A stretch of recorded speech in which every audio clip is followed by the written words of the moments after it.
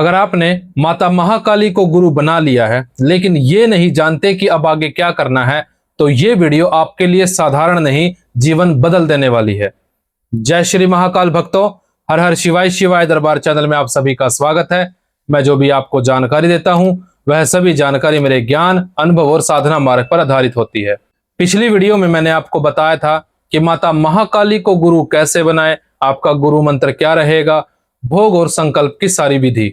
लेकिन आज की ये वीडियो उससे भी कहीं ज्यादा महत्वपूर्ण है, क्योंकि आज मैं आपको माता महाकाली को गुरु बनाने के बाद का मार्ग बताने वाला हूं। इसीलिए वीडियो को अंत तक जरूर देखिए, क्योंकि अगर एक भी बात छूट गई तो आपकी साधना अधूरी रह सकती है। देखिए, किसी भी मुकाम तक पहुंचना तो आसान होता है, लेकिन वहां पर कायम रहना बहुत ज्यादा मुश्किल होता है। साधना मार्ग में शक्ति प्राप्त करना तो आसान है, हम गुरु भी धारण कर लेते हैं, लेकिन उनका आदर सत्कार करना, उस शक्ति को धारण करना और उनके नियमों पर चलना बहुत ज्यादा कठिन होता है, और सिर्फ कुछ ही लोग ऐसा कर पाते हैं। आज मैं आपको इस वीडियो के माध्यम से बताऊंगा कि जब आप माता महाकाली को गुरु बना लेते हैं तो उसके बाद आपको क्या क्या करना होता है। जैसे कि आपको गुरु मंत्र कैसे सिद्ध करना है, माता महाकाली को भोग कब देना है, और कौन सी साधना आप कर सकते हैं और कौन सी साधना नहीं कर सकते। होली, दीपावली या गुरु पूर्णिमा के दिन आपको माता महाकाली को क्या अर्पित करना है। और सबसे बड़ा सवाल, और ये चीज बहुत सारे लोगों ने कमेंट में ही पूछी है, कि जब आप माता महाकाली को गुरु बना लेते हैं तो क्या उसके बाद आपको देहधारी गुरु बनाने की जरूरत पड़ेगी या नहीं। और अगर आपने अभी तक माता महाकाली को गुरु कैसे बनाया जाता है वो वीडियो नहीं देखी, तो वो वीडियो आपको इस वीडियो के लास्ट में मिल जाएगी, आप वह वीडियो भी जरूर देखें। एक बात आप हमेशा याद रखिए, माँ भाव देखती है, भोग नहीं। सबसे पहले हम बात करते हैं कि जब आप माता महाकाली को गुरु बना लेते हैं तो उसके बाद आपको होली, दीपावली या गुरु पूर्णिमा के दिन क्या करना चाहिए। देखिए, जब आप एक देहधारी गुरु बनाते हैं और जिस तरीके से आप होली, दीपावली या गुरु पूर्णिमा के दिन देहधारी गुरु का मान सम्मान करते हैं, उसी तरीके से आपको होली, दीपावली या गुरु पूर्णिमा के दिन माता महाकाली का भी मान सम्मान करना होता है। तो आपको क्या करना है, होली, दीपावली या गुरु पूर्णिमा के दिन आपको माता महाकाली की सबसे पहले पूजा करनी है, उनको भोग अर्पित करना है। भोग आप जो भी आपकी सामर्थ्य है आप उस हिसाब से बनवा सकते हैं। हलवा, पूरी, लौंग, इलायची, पान, पेड़े का भोग आप माता महाकाली को दे सकते हैं। साथ में आपको माता महाकाली के मंदिर में भी जाना है, और जो भी आपकी सामर्थ्य हो आप उस हिसाब से माता महाकाली के लिए भोग प्रसाद लेकर जा सकते हैं। नारियल, चुनरी, 16 श्रृंगार आपको माँ के लिए लेकर जाना है। यानी कि जिस तरीके से एक देहधारी गुरु का मान सम्मान किया जाता है, उसी तरीके से आपको माता महाकाली का भी करना होता है। और साथ में जो भी आपकी सामर्थ्य हो आप नारियल, चुनरी के साथ कुछ दक्षिणा भी माँ को अर्पित कर सकते हैं। अब बात करते हैं कि जो मैंने पिछली वीडियो में आपको गुरु मंत्र बताया था उसको सिद्ध कैसे करना है। साथ में बहुत सारे लोगों का सवाल ये भी आता है कि जब हम माता महाकाली की पूजा साधना करते हैं तो हमें माता महाकाली की साधना में डरावने अनुभव क्यों होते हैं, माता महाकाली हमें उग्र स्वरूप में क्यों दिखाई देती है। साथ में बहुत सारे लोगों का कहना यह भी है कि माता महाकाली की चौकी पर लाल रंग का कपड़ा क्यों बिछाना चाहिए, यानी कि काले रंग का कपड़ा क्यों नहीं बिछाना चाहिए। क्यों माता महाकाली की साधना करते समय, पूजा करते समय काले रंग के वस्त्र क्यों नहीं पहनने चाहिए। तो मैं आपको बताना चाहूंगा, जो माता महाकाली की चौकी पर काले रंग का कपड़ा बिछाया जाता है, या जो लोग माता महाकाली की साधना काले वस्त्र पहनकर करते हैं, तो ये ज्यादातर चीजें तंत्र साधनाओं में की जाती है। अगर आप इस मार्ग में नहीं हैं, आप सिर्फ भक्ति कर रहे हैं, तो आप हमेशा माता महाकाली के लिए लाल रंग का ही आसन लगाए, और आप स्वयं भी माता महाकाली की साधना में लाल रंग के वस्त्र पहनकर ही साधना करें, और लाल रंग के ही आसन का आपको हमेशा प्रयोग करना है। और रही बात जो लोग बोलते हैं कि हमें डरावने अनुभव क्यों होते हैं माता महाकाली की साधना में, तो जो लोग काले रंग के वस्त्र पहनकर साधना करते हैं, माता महाकाली के लिए काले रंग की चौकी लगाते हैं, तो उनको भी बहुत ज्यादा डरावने अनुभव होते हैं। और सबसे बड़ी बात, अगर आप माता महाकाली के सौम्य स्वरूप की पूजा करेंगे तो आपको माता रानी हमेशा सौम्य स्वरूप में ही दर्शन देगी। और अगर आप माता महाकाली के उग्र स्वरूप की पूजा करते हैं, उग्र स्वरूप की साधना करते हैं, तो आपको हमेशा माँ उग्र स्वरूप में ही दर्शन देगी। तो जो आपका गुरु मंत्र है, यानी कि ओम क्रीम कालिकाय नमः मंत्र है, उसको सिद्ध कैसे करना है। देखिए, जब हम माता महाकाली को गुरु बनाते हैं तो ऐसा नहीं है कि सीधे ही आप माता महाकाली के इस मंत्र का जाप करना शुरू कर देंगे, क्योंकि अगर आप एक नए साधक हैं तो मैं आपको बता देना चाहता हूं कि माता महाकाली का यह मंत्र यानी कि ओम क्रीम कालिकाय नमः मंत्र बहुत ज्यादा तीव्र और शक्तिशाली है। अगर आप इस मार्ग में नए हैं, भक्ति भक्ताई के मार्ग में नए हैं, अगर आपने पहले कभी साधनाएं नहीं की, माता महाकाली के मंत्रों का जब आप पहली बार कर रहे हैं, पहली बार माँ काली की साधनाएं कर रहे हैं, तो आपको इस चीज का ध्यान रखना है। माता महाकाली को गुरु बनाने के बाद आपको सबसे पहले माता महाकाली के क्रीम बीज मंत्र का जाप करना है। और इस मंत्र का जाप आप 11 दिनों तक भी कर सकते हैं, 21 दिनों तक भी कर सकते हैं, ताकि आपको अभ्यास हो जाए, आपका शरीर मंत्र की ऊर्जा को सहन करने में सक्षम हो जाए। क्योंकि अगर आप सीधे ही ओम क्रीम कालिकाय नमः मंत्र का जाप करना या उसकी साधना करनी शुरू कर देंगे तो हो सकता है आपका शरीर उस ऊर्जा को सहन ना कर पाए। जब आप कुछ दिनों तक क्रीम बीज मंत्र का जाप कर लेंगे, उसके बाद आप माता महाकाली के ओम क्रीम कालिकाय नमः मंत्र का जाप या उसकी साधना करनी शुरू कर सकते हैं, जो कि आपका गुरु मंत्र भी है। तो आपको साधना कैसे शुरू करनी है? आप इस साधना को किसी भी शुक्ल पक्ष के शनिवार के दिन से शुरू कर सकते हैं। और सबसे महत्वपूर्ण बात, जब आप ये साधना शुरू करेंगे तो आपको इस चीज का ध्यान रखना है, आपको एक समय का चयन करना है। यानी कि जब भी आपको लगे कि जिस भी टाइम पर आप फ्री रहते हैं, आपको उसी टाइम पर यह साधना शुरू करनी है।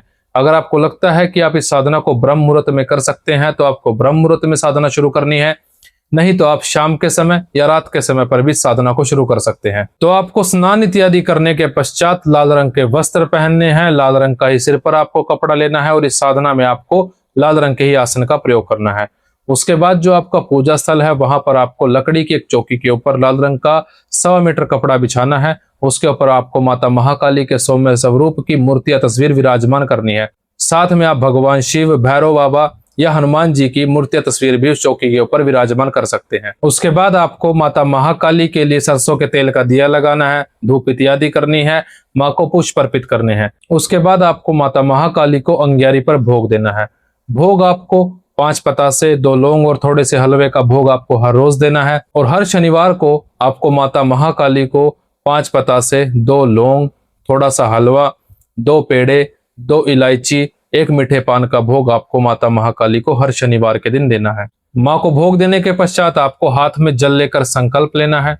अपना नाम, अपने माता पिता का नाम, किस स्थान पर आप रहते हैं, कितने दिनों की साधना करेंगे, कितनी माला का जाप करेंगे, किस समय पर साधना करेंगे, ये सारी जानकारी आपको माता महाकाली को संकल्प लेते समय बतानी है। साथ में साधना को शुरू करने से एक दिन पहले आपको अपने कुल देवता, कुल देवी, पितृ देवता और स्थान देवता, जिनको नगर खेड़ा भी बोला जाता है, उनको भोग प्रसाद देना है और उनसे अनुमति लेनी है, ताकि जिस शक्ति की आप साधना कर रहे हैं उस शक्ति को वह आप तक आने का रास्ता दे दे। फिर संकल्प लेने के पश्चात आपको सबसे पहले भगवान गणेश की एक माला का जाप करना है। उसके बाद आपको ओम नमः शिवाय मंत्र की एक माला का जाप करना है। फिर उसके बाद आपको ओम बटुक भैरवाय नमः मंत्र की एक माला का जाप करना है। उसके बाद आपको ओम क्रीम कालिकाय नमः मंत्र का जाप शुरू करना है। देखिए, आपको कम से कम हर रोज 11 माला का जाप करना है। अगर आप इससे ज्यादा माला का जाप करना चाहते हैं तो कर सकते हैं, लेकिन आपको 11 माला का जाप तो हर रोज करना ही होगा और आपको 11 माला का ही संकल्प लेना है। उसके बाद जैसे जैसे आप साधना करते रहेंगे, माता महाकाली के मंत्र का जाप करते रहेंगे, वैसे वैसे आपके अंदर की मलिनता धीरे धीरे नष्ट होनी शुरू हो जाएगी। माता महाकाली आपका ध्यान के माध्यम से, सपनों के माध्यम से मार्गदर्शन करना शुरू कर देगी और आपके बिगड़े सारे काम भी बनने शुरू हो जाएंगे। और ऐसा नहीं है कि जब आप इस साधना को एक बार कर लेंगे तो आपका मंत्र पूर्ण रूप से जागृत हो जाएगा। आपको लगातार इस मंत्र की साधना करनी है, यानी कि जब तक आपका मंत्र ये पूर्ण रूप से सिद्ध नहीं होगा, पूर्ण रूप से जागृत नहीं होगा, तब तक आपको इस मंत्र की साधना करते ही रहना है। मान लीजिए आपने 11 दिन की, 21 दिन की या 41 दिन की साधना की, तो दोबारा से आपको साधना को शुरू करना है। अगर दूसरी बार में भी आपका मंत्र सिद्ध नहीं होता तो आपको तीसरी बार वो साधना करनी है।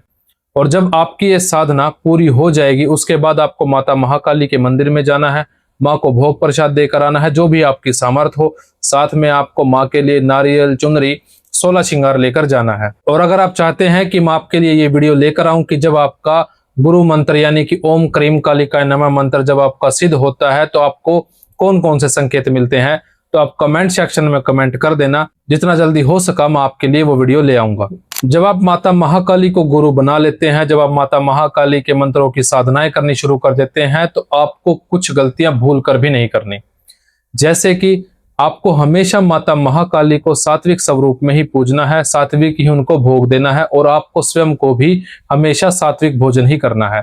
और जब आप माता महाकाली की 11 दिनों की, 21 दिनों की या 41 दिनों की साधना करेंगे तो जितने दिन की भी आपकी साधना रहेगी उतने दिनों तक आपको जमीन पर आसन लगाकर सोना है और ब्रह्मचर्य का पालन करना है, शारीरिक रूप से भी और मानसिक रूप से भी। और जमीन पर आपको आसन लगाकर वहां पर सोना है जहां पर आप पूजा करते हैं, यानी कि जो आपका पूजा स्थल है। और जितना ज्यादा आप ब्रह्मचर्य का पालन करेंगे उतना ही जल्दी आपका मंत्र सिद्ध होगा, उतनी ही जल्दी आपको मां की प्राप्ति होगी, आपकी कुंडलिनी शक्ति भी बहुत तेजी से जागृत होनी शुरू हो जाएगी। साथ में आपको इस चीज का ध्यान रखना है, आपको कभी भी भूलकर किसी भी व्यक्ति के बारे में उल्टा सीधा नहीं बोलना, किसी के बारे में बुरा नहीं बोलना, ना ही आपको नारी का अपमान करना है, चाहे वह आपकी माँ हो, आपकी बहन हो या आपकी बेटी हो।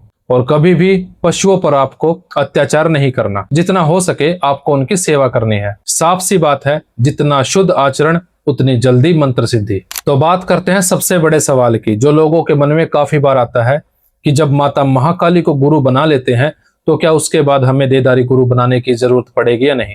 देखिए, ये बात मैंने आपको पिछली वीडियो में भी बताई थी कि एक देहधारी गुरु बनाने में और देवी देवताओं को गुरु बनाने में बहुत ज्यादा फर्क होता है। जब आप एक देहधारी गुरु बनाते हैं, जब आपका मन करे आप उनसे कोई भी सवाल पूछ सकते हैं, आप उनसे मार्गदर्शन ले सकते हैं। लेकिन जब आप देवी देवताओं को गुरु बनाते हैं तो ऐसा नहीं है कि आपको आपके सवालों के जवाब तुरंत मिल जाएंगे।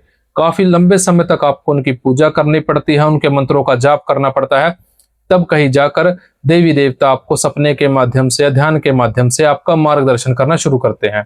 और देखिए, ऐसा नहीं है कि जब आप माता महाकाली को गुरु बना लेते हैं तो आप उग्र साधनाएं कर सकते हैं। जब आप माता महाकाली को गुरु बनाते हैं तो आप सिर्फ सौम्य साधनाएं ही कर सकते हैं।